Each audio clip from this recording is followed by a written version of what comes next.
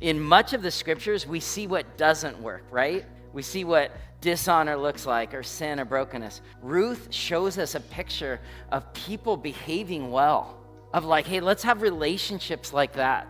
Let's be people with a new integrity to our name. So when we say I'm a believer of God, people say, oh, they act different. They serve the world.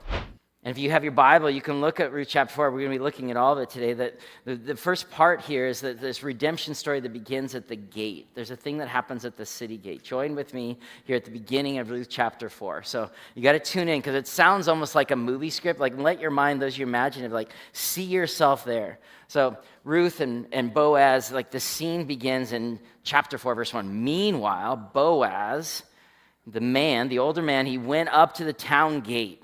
And he sat there. Remember, where does the story take place? Bethlehem.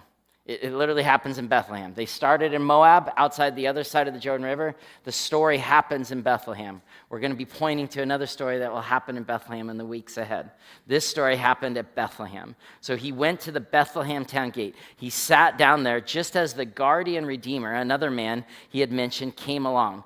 Boaz said, come over here, my friend. The other man is unnamed. He's unimportant to the future of the story. But this continues to unfold. Come here, my friend, and sit down. So they went over and they sat down. Imagine them at the town gate of Bethlehem, and a big crowd is around. Boaz took 10 of the elders of the town and said, sit here. And they all sat down together. And then he said to the guardian redeemer, Naomi, who's come back from Moab, is selling the piece of land that belonged to our relative Elimelech. That was her husband who died. The beginning of chapter 1, some of you are like, man, we're jumping in right at the end.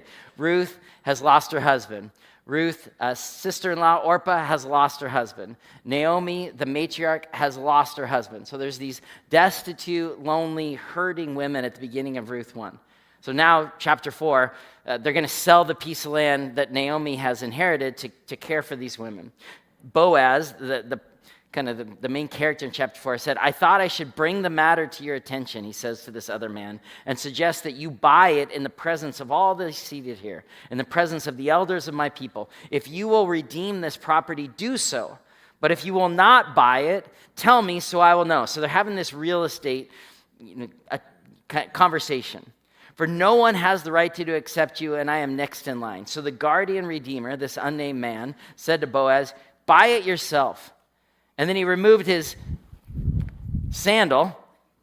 Then Boaz announced to the elders and all the people, today you are witnesses. I've bought from Naomi all the property of Elimelech, Kilion, and Mahlon, the 3 men of the house that are all deceased. I've acquired Ruth, the Moabite, Mahlon's widow, as my wife in order to maintain the name of the dead, with his property, so that his name will not disappear from among his family, from his hometown. Today you are witnesses. All right, what in the world is going on? Tune in with me. All right, imagine the movie playing out. They're at the town gate of Bethlehem. And in those days, the town gate's like the courtroom and the council chamber and the public forum, all happening at the gate. It's kind of important. God does redemption in public places. This doesn't happen in a cave out in the mountains. It's a public gathering at the gate. Because the business that needs to have happen, they want a place of integrity. So everyone's around. And at the gate is where the people of authority hung out. It was like the Rotary Club. It's the mayor's office, the city council, the place where official things happen. I know it's different for us to kind of set up shop at the entrance of Shoreline and have this public real estate conversion, but this is thousands of years ago. So Boaz, he's gone with a desire to the town gate to end up with Ruth. But he needs to follow the precedent so as not to dishonor her. He doesn't move haphazardly. He doesn't move out of his own flesh or his own desire. He follows the Jewish law as laid out in the Torah. And so Boaz is a Christ figure in this story. I would say Ruth is as well. But Boaz is a Christ figure, a man of strength stepping into a challenge for the sake of goodness. Boaz, throughout Ruth, shows character, shows courage, shows honor, in a world of chaos. Remember, Ruth chapter 1 starts in the time of Judges. It was a time of just chaos in Israel. And it's pointing to the goodness that is established by the nature of God when people act out of covenant, when they act for the needs of others in justice. In chapter 2 and chapter 3, you saw these widow, Ruth, being cared for. She got a bunch of barley, more than she could ever have gotten on her own. And it shows Boaz's commitment to not do things in secret, but to bring things into the light in community. He's willing to lose Ruth to preserve Naomi's line and obey the Torah and to provide dignity. And this is what godly men do. This is what godly women do.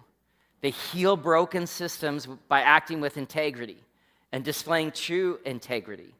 They sacrifice for the needs of others. I say all the time, hey, cool, you're a Christian, you're an evangelical, you're a this. We have labels, but what do those who know you best say about your character? Do they sacrifice for the needs of others? Do they show a willingness to act from a posture of honor? For men in the room, let's be like that. Let's be like Boaz. For women, same. Ruth has shown you how to cling and honor in difficult times. In much of the scriptures, we see what doesn't work, right?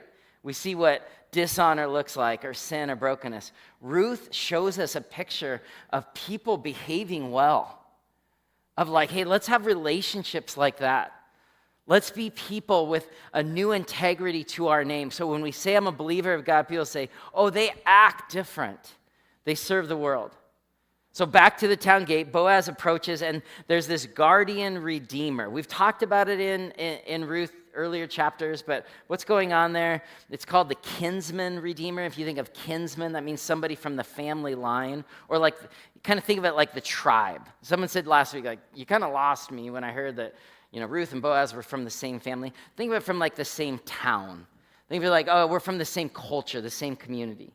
In ancient Israel, the kinsman redeemer, the guardian redeemer, that was a society based on God's law. And so God, in his law in the Old Testament, said that in every family there would be a guardian redeemer working for the good of the family in times of financial obstacle, a time of financial support when crisis hit. Think of a jail scene.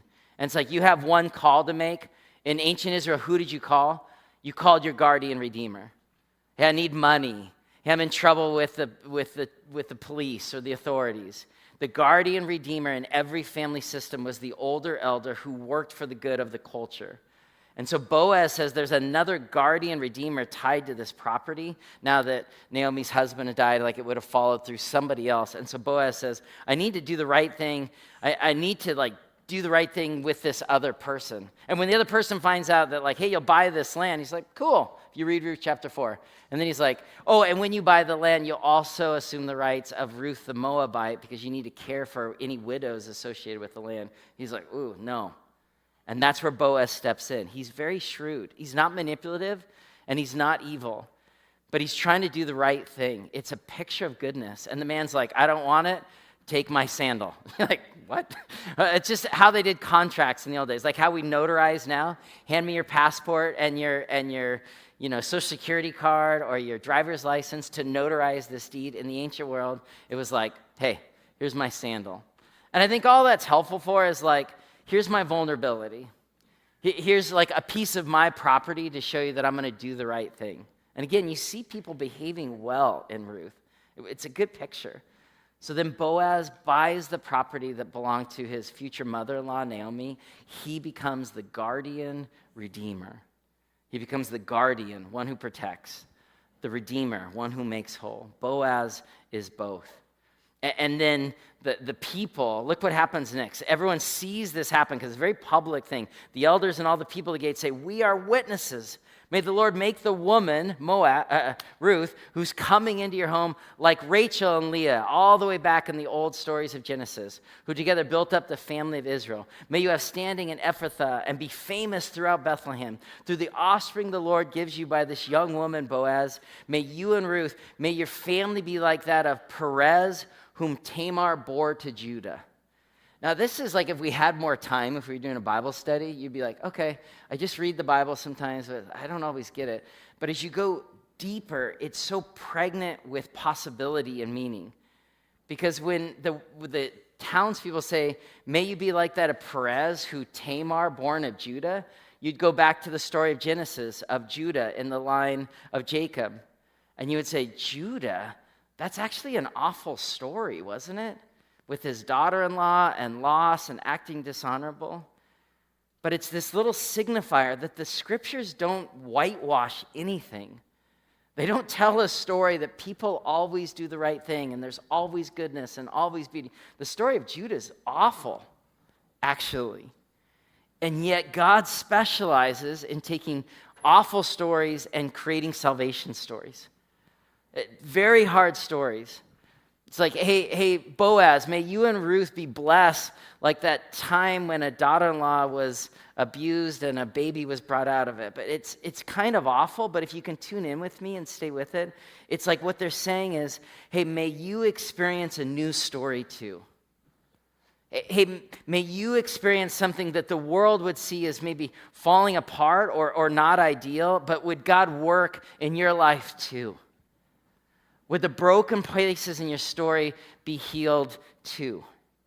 See, the blessed life, the life of God followers, is not an easy life. And we work within our present situations to love well. Even the parts that feel like ruined or broken, or we never thought it'd be this season in life like this, we can love well. 2 weekends ago now, we had our now annual marriage conference at Bethany. We have some images to pull behind you. And one of the quotes that got shared over and over again was a quote from the people that created this assessment tool that hundreds of people came to Bethany from 27 different churches, all 6 of our locations, but around Seattle, people wanted to be resourced to love well. And this quote that was shared over and over again, it kind of became a theme for me. What I kept hearing from the weekend is the biggest gift to bring a marriage is self-awareness and loving empathy for your partner. Which means to say that love won't ever be easy. And if you see someone else's love story, like, wow, they got something different than me because I'm single and not married, or I'm divorced, or I'm widowed, or our marriage has been in a season of difficulty, or I'm not married yet and I don't even know what I'm looking for. There's this thing of goodness in God-centered relationships. And God heals what is broken when we attune to him and we do the work. Do the work. Keep saying, God, heal this thing in me. Something that feels broken because of pornography, or broken because of loss, or broken because of health, or broken because of sin, or broken because of my hard-heartedness. May God make us people that are experiencing healing, which doesn't mean a magic wand gets waved over the hard parts. It means he invites us in to do the work.